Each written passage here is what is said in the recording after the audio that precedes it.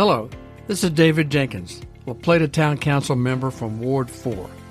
I will be your host for this podcast, providing updates about the Plata Town Council meetings, issues we discuss, and those issues affecting you as residents, and other related activities and issues.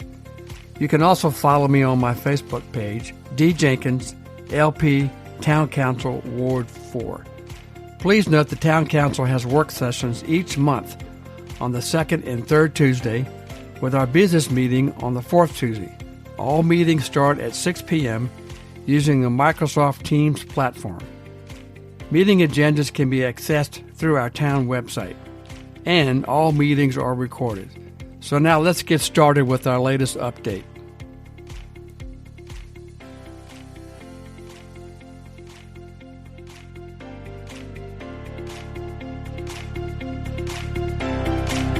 Hi, and welcome again to this latest episode of La Plata Ward 4 Update Podcast. This is David Jenkins, La Plata Town Council member from Ward 4, and your host for this podcast, as well as my companion La Plata Ward 4 video update, which is on YouTube.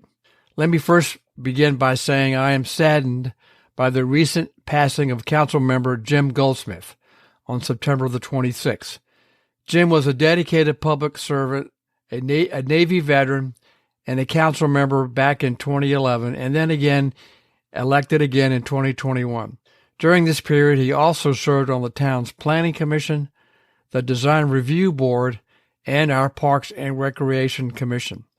I've known Jim and worked with Jim for many years, and he will be missed. He was a true gentleman and professional. Our thoughts and prayers go with him and his family in this trying time. Thanks. So now let's move on to our next episode of this podcast. As you know, I've been a member of Strong Towns for a number of years, and I've talked about Strong Towns on this podcast before. Most recently, a post in August 24th of this year entitled Strong Towns, Local Conversations, The Next Step. And my first Strong Towns podcast was back in May of 2022, talking about new thinking about La Plata's growth. So this is another episode or another podcast about Strong Towns, specifically a recent post on their blog from September 8th entitled 10 Things Every Elected Leader Should Know About Building Strong Towns. And again, before I begin, please note that again, these views are mine and do not reflect or represent the town view or opinions. So I do believe that like strong towns, that local government is the most direct and an important form of government to help residents have an active role in their government and their communities. So these 10 elements or 10 core elements that every elected official should know about building strong towns are listed below. And I will provide a brief summary of each one of them and provide my comment and perspective both, as a former regional and city planner, a La Plata resident of 38 years, and a current town council member since 2021. So this first one is called Managing Money is Job One. This is a core tenet of Strong Towns in that local government must run a profit, which fundamentally we do, the town does. And we should have some expectations that we have enough revenue to match our expenses and provide necessary infrastructure. We should not be operating at a loss. So my general comment would be, we do have a balanced budget, and our last budget, which was passed July 1st of this year for FY24, our tax rate has remained constant at 32 cents per $100 of assessed valuation. Now, you'll probably note that your tax bill increased, but this was not from the town raising our tax rate. It is primarily because your house assessment or your property assessment likely went up, as the state assesses property once every 3 years. So just so you know, the town has not raised our tax rate in a number of years and remains the same. Now, we did have to use, unfortunately, fund balances to balance our current budget. And so it'll be an increasing challenge as we start our next budget cycle after Christmas or in January. one of my main concerns about having a balanced budget is that residential growth does not necessarily pay for all the services they demand, specifically water, sewer, police, trash, and other services, as well as, once we own these facilities, the maintenance costs to maintain all these facilities once they are owned and maintained by the town. This is specifically pointed out in our town's 2020 Comprehensive Master Plan, specifically on page 27. And I will quote, "The town faces a difficult balance between the desire for growth and providing public infrastructure and services to support that growth. New development proposals for areas just out of the town boundaries seek to access municipal water and sewer system. However, extending water and sewer systems to a larger geographic area may further dilute the market potential for commercial or mixed-use development in downtown La Plata. There are environmental benefits to extending water and sewer in certain areas following or allowing for the removal of septic systems.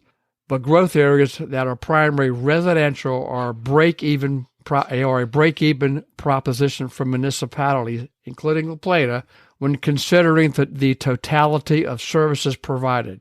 Commercial and industrial development is far more needed to grow the county's tax base to support those services. However, enough population growth is necessary to justify private investment in those areas. So in essence, it's important to note that residential development doesn't pay for itself in the long run. There are the maintenance costs. And then I would again further quote page 32 from the Town Comprehensive Plan about annexations. Specifically, and I quote, "We should support annexation of existing residential and commercial properties when there is a clear plan and identified funding for water and sewer connections and capacity. For that reason, I did vote against the two recent annexation requests, one for the hub and the other one for one called Hawthorne Yards. I voted because I think there would be a fiscal impact on the town in future years." Now, as a result of this and my concern, there are two actions I have taken in recent actions. One is as the town prepares a draft adequate public facilities ordinance, I have requested that a fiscal impact study be included within that new ordinance. Hopefully the Planning Commission will consider that before they have a public hearing and then send it on to the Town Council, where we also have to have a public hearing before any zoning changes or zoning ordinance changes. So again, I hope they will include a public or a fiscal impact analysis for all development in any adequate public facilities ordinance. I've also requested through a budget request, which is in the current budget, that we hire a consulting firm to do a fiscal analysis to quantify and map the fiscal performance of the town's existing and future development patterns, so we can then use this information to make informed decisions about future land uses, infrastructure, and economic development. This will help us better manage our fiscal resources, as well as, frankly, provide sustainability and transparency to you, the taxpayers. And again, this study was included and is now included in our current FY24 budget. Let's move on to the second core item. There are no silver bullets. What that means is healthy economies are dynamic and diverse. There's no one single action that will help our economic conditions. And so here's my comment. From my experience, success within a community such as La Plata is by a collaboration of the town government, the business community, and our residents. For instance, the comp plan has a goal for a walkable La Plata and for redevelopment of our downtown. While we have done many plans over the past 20 years, there has been some progress, but frankly, in my view, has been somewhat limited. We do need full engagement of the town, the business community, and the citizens to really achieve these goals from these plans. We somehow worked through a great tragedy after the tornado to redevelop portions of downtown La Plata, specifically LaGrange Avenue and Centennial Street. But now we need to take this one step further and look at the rest of downtown La Plata. Let's move on to our third bullet, or our third core element. It doesn't take a big budget to make changes in our community or your community. The good news, and I'm quoting here, the good news is that the most effective change for us as citizens and for our local economy comes from us, the residences, and from our neighborhoods. And this could be as simple as some benches, traffic cones, and even paint. Anything that helps people safely navigate, conduct commerce, and enjoy their neighborhoods. So cumulatively, these small steps can be a most cost-effective way to improve our local community. So here's my comment on that element. The good news is we have started that process through the town's Keep La Plata Beautiful Committee with murals and other art projects that are in the works.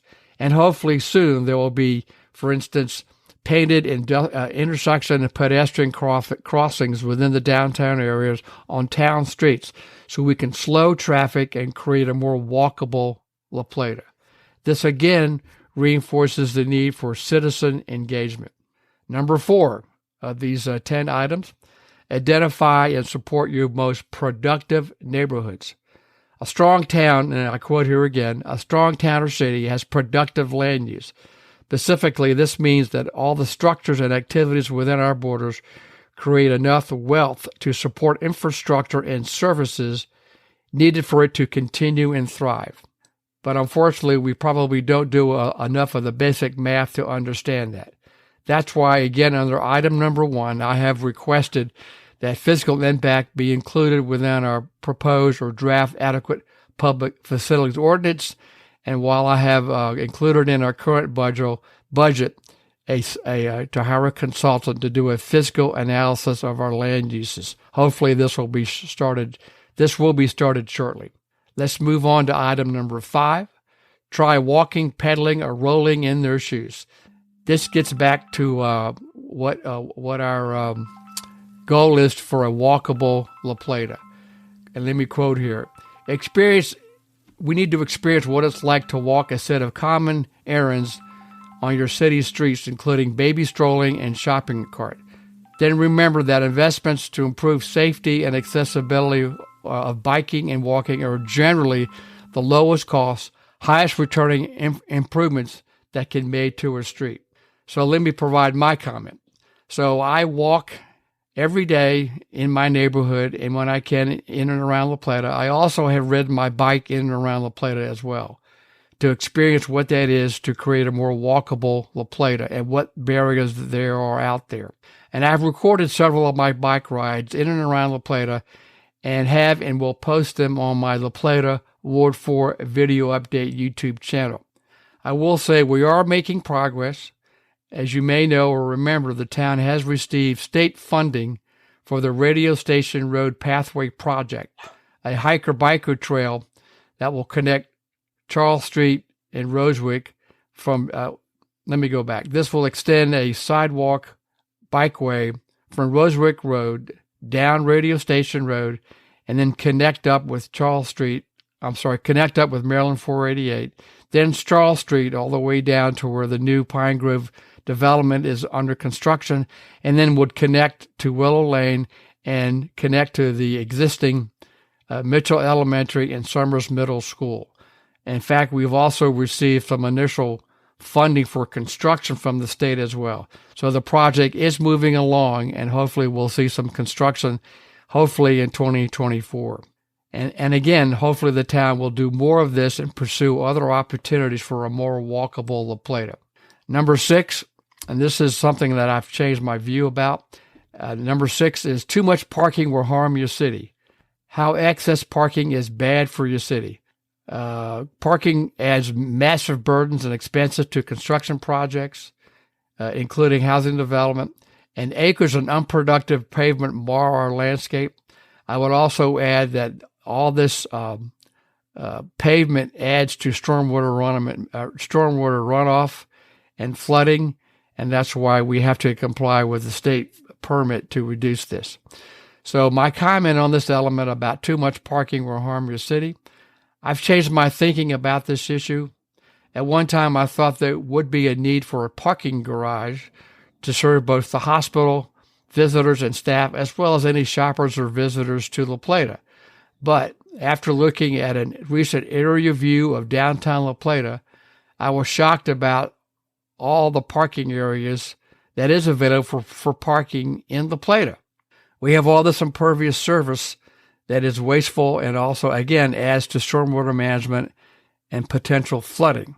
We could add wayfinding signs and fix sidewalks to then make La Plata more walkable, because there is available in La Plata. We don't have to add more parking. We do need to advertise that it's available. So therefore, we can provide options for more walking by more sidewalks. And then we would reduce cars circling around looking for the closest parking space. There's more than enough parking in La Plata to serve our community. I would also finally add another personal comment that I see a lot of individual business owners have individual parking lots, but they're not interconnected. They're closed off, so that just creates, in my view, more cars circling around looking for parking spaces. So I would urge the individual businesses to provide better access by cars and by people to access their parking areas. Number 7, you can learn a lot from your local developers. Let me quote again from Strong Towns. There's a good chance that your city has a housing crisis. My comment is, yes, we do. So we could engage with our developers to find out what impediments they face and plans they might help to provide more housing. This could be simply as simply as changing a few line items or wording in the zoning code, and we could perhaps have different housing types. Better still, small incremental, small-scale development could be helpful to provide housing needs in La Plata and other areas, and also lower infrastructure needs. My comment on this is somewhat mixed, and this is a hard one for me. Again, my personal opinion is that have not been necessarily impressed with local developers here in the town, as well as, frankly, Charles County. There is a lack of imagination about site design and layout, and also a lack of housing types and choices within the county and the town. It's mostly limited to single-family and or townhouses. There are very few other housing options in this area. However, if you look at other communities in the Washington metropolitan area, there is a whole different view of housing types in terms of duplex, quadruplex, or other combinations about that. So I think there's other opportunities that we could look at for housing types. I've been told that that there's no market for this, but I've never really seen the numbers or been proven why other housing options would not work here. I would like to really see that. I do agree, though, that perhaps simpler zoning requirements and a more predictable development process are needed to help expedite some of these projects. And I believe the planning staff has done much to improve this process as well, but I would still argue that there's more to be done. And I do think we do need to perhaps engage more with the development community to hear their ideas. Now, let's then move on to item number 8. Backing local businesses is worth it. And I quote again from Strong Towns. Local businesses are the backbone of a strong town. Money spent at local businesses is more likely to stay in a community, and a solid core of local owners ensures that important economic decisions that affect your city aren't made at corporate headquarters in faraway places. This is certainly true, and I would concur with that. So here was my comment on this item. Yes, I would agree with this.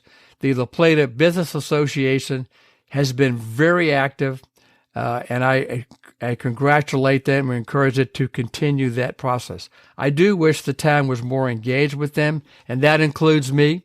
Unfortunately, we have somewhat a limited outreach to businesses, and we have limited business support programs. For instance, like facade improvement programs or grants where grants are given to local businesses to improve their facades. This is currently done in Leonardtown. And I would again argue, why isn't La Plata a full Main Street member?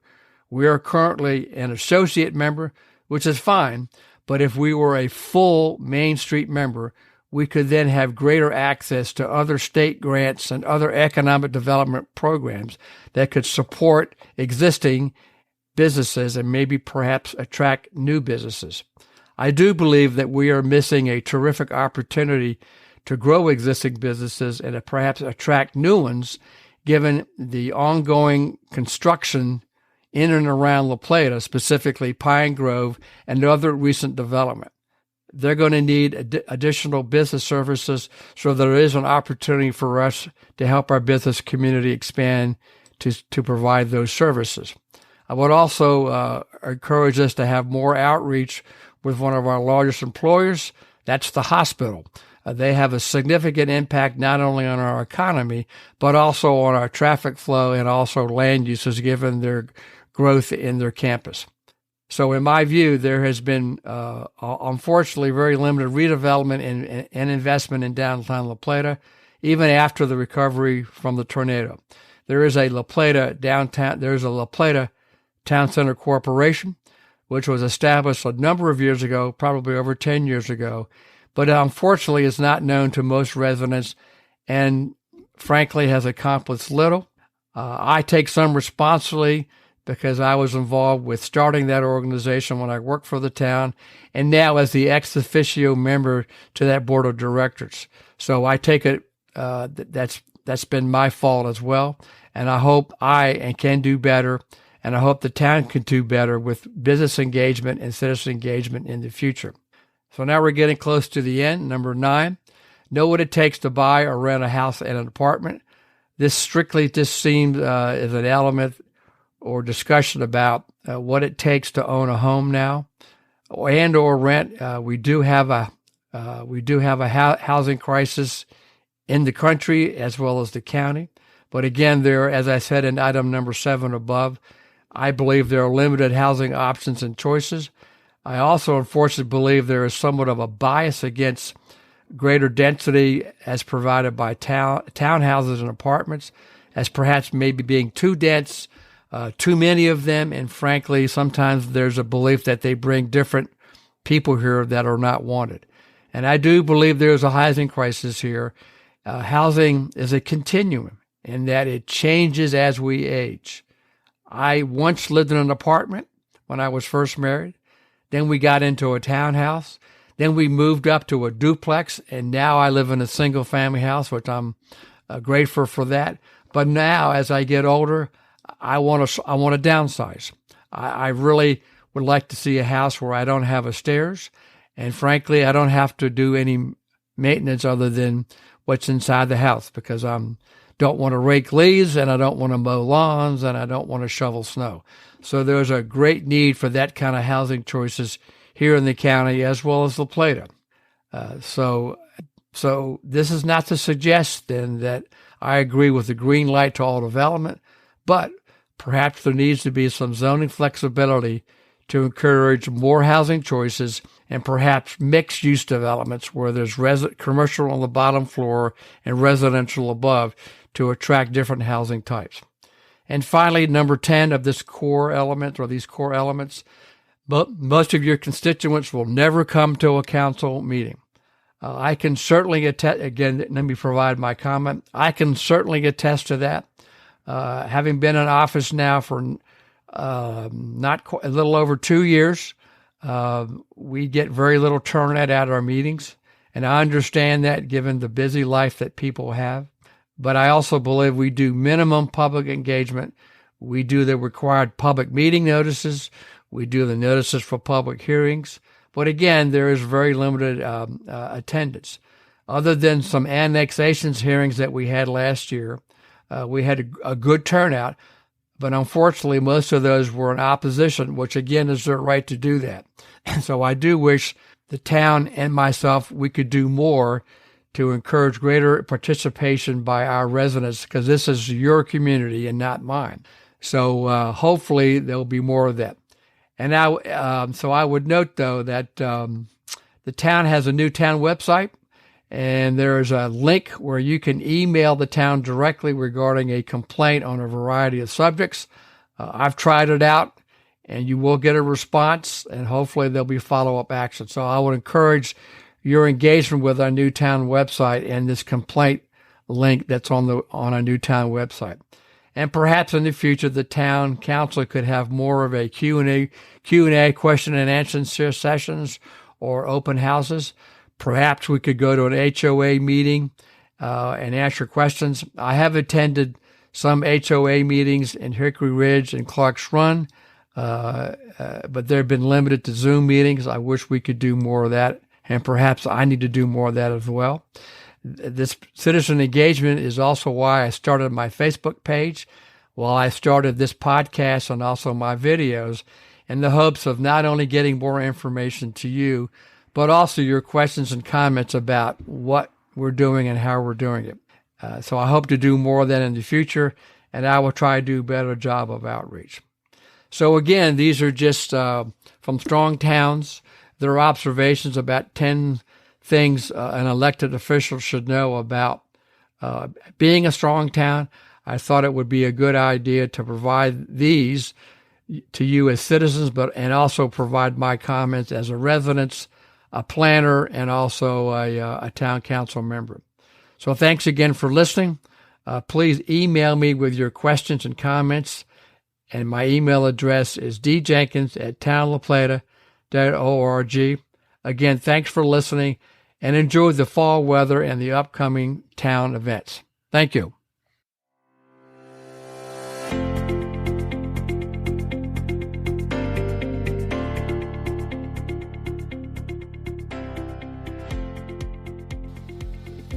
This concludes the latest La Plata Town Council Ward 4 update. I hope you find this podcast informative and useful. So let me know what you think. I look forward to speaking to you again and listening to your questions and concerns. To reach me, my email address is djenkins@townoflaplata.org, or my cell phone number is 301-263-3471. Thanks for listening. Talk to you soon.